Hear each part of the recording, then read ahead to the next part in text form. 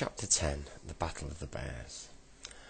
Goldilocks, the three bears, the girls, and Moonface all went out of their little cottage. How strange it seemed to see roses blossoming over their walls, when ice and snow lay all around. "The thing is, where do you think we'll find the polar bears?" said Goldilocks. "Over there, towards the sun," said the father bear. Bessie and Fanny were surprised to see both the moon and the sun shining in the sky. They followed the father bear, slipping and sliding and holding on to one another. It was very cold, and their noses and toes felt as if they were freezing. Suddenly they saw a little snow house that Joe had built for the magic snowman.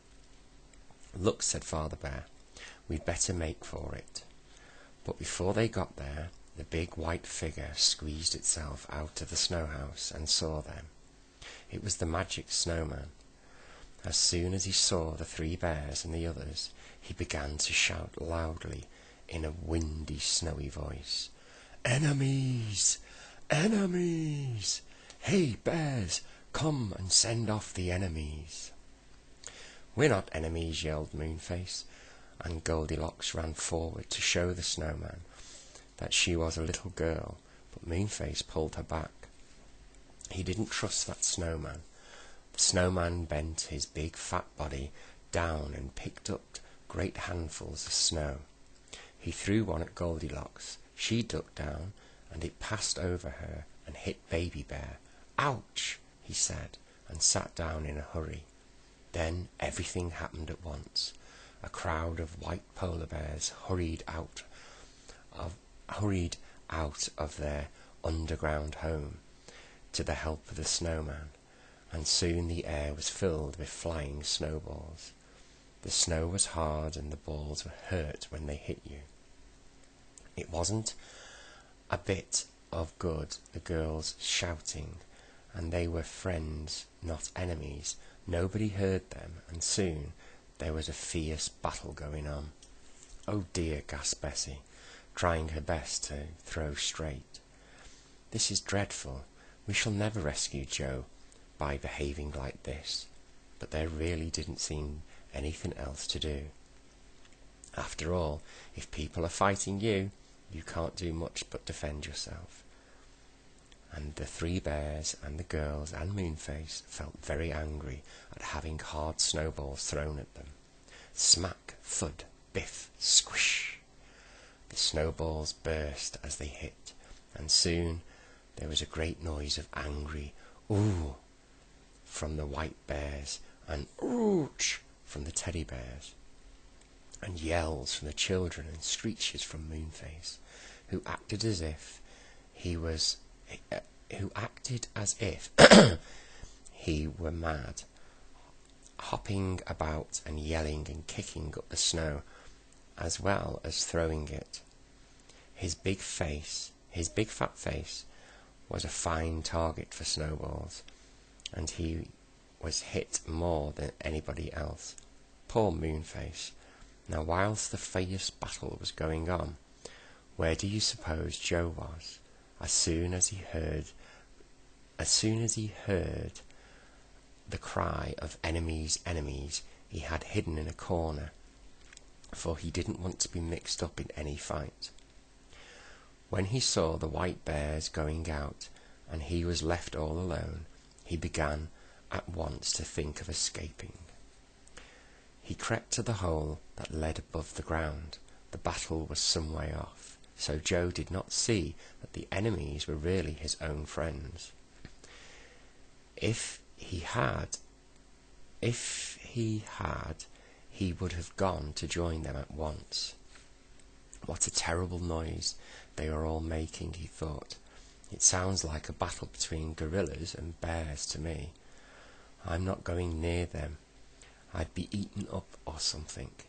I shall just run hard in the opposite way and hope I meet someone to help me. So Joe dressed in his bearskin and looked just like a little white bear himself, crept off over the ice and snow. Not seen by anyone, he ran as soon as he thought that he was out of sight. He ran and he ran and he ran, but he met nobody.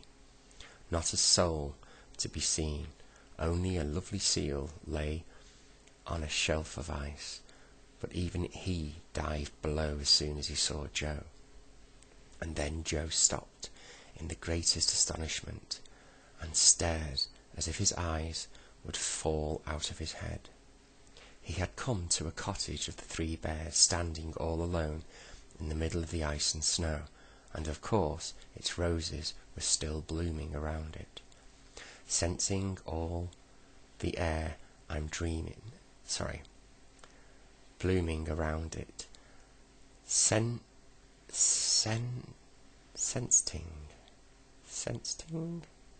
Oh yeah. Ah, right, okay. Of course its roses were still blooming around it. Scenting all the air. I'm dreaming, said Joe. I simply must be dreaming. A cottage with roses here, in the middle of the snow. Well, I shall go and see who lives there. Perhaps they would give me something to eat and let me rest, for I am very hungry and tired. I know where this is going. He knocked the door, but there was no answer. He opened the door and went in. How he stared! There was no one to be seen at all, but the table stood 3 bowls of steaming porridge, one big, one middle-sized, and one small. It was rather dark, so Joe lit a big candle on the table. Then he sank down into the biggest chair, but it was far too big, and he got up again. He sat down on the next-sized chair, but that was too piled up with cushions, and he got up and sat on the smallest chair. That was just right, and Joe settled down comfortably. But alas, his weight was too much for it, and the chair broke to bits beneath him. He looked at the delicious porridge. He tasted the porridge in the biggest bowl. It was much too hot, and burnt his tongue. He tasted the next bowl, but that was far too sweet. But then he tasted the porridge in the little bowl, and that was just right. So Joe ate it all up. Then he felt sleepy, so he thought he really must rest. So he went into the bedroom and lay on the biggest bed, but that was far too big. So he tried the middle-sized one. That was too soft, and went down in the middle. So Joe lay down on the cot, and that was so small and warm and comfortable that he fell fast asleep. All this time the battle was going on. The snowman was so big and the polar bears were so fierce that very soon the teddy bears, the children and Moonface were driven backwards. Then a snowstorm blew up, and the snow fell so thickly that it was quite impossible to see anything. Moonface called out in alarm, "Bears, Goldilocks, Bessie, Fanny, take hold of each other. Take hold of each other's hands at once, and don't let go.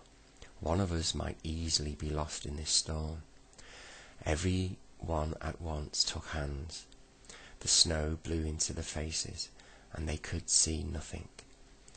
Bending forward, they began to walk carefully away from the white bears, who had stopped fighting now and were trying to find out where their enemies were. "Don't shout or anything," said Moonface. "We don't want the white bears to hear us in case they take us prisoners. They might not listen to the teddy bears. Move off and we'll look for some sort of shelter till this storm is over." They were all very miserable. They were cold, rather frightened, and quite lost. They stumbled over the snow, keeping hold of one another's hands firmly. They went on, and suddenly Goldilocks shook off Moonface's hand and pointed in front of them. "A light," she said in astonishment. Everyone stopped. I say, it's our cottage," shrieked Baby Bear in surprise and delight. "But who's inside? Someone must have lit the candle." They all stared at the lighted window. Who was inside the cottage? Could the magic snowman have found it, or the polar bears? Was it an enemy inside, or a friend? Whee! Blew the wind and the snow. Flakes fell thickly on everyone as they stood there wondering. "Ooh!" shivered Moonface. "We shall get dreadfully cold standing out here in the snow. Let's go in and find out who's there."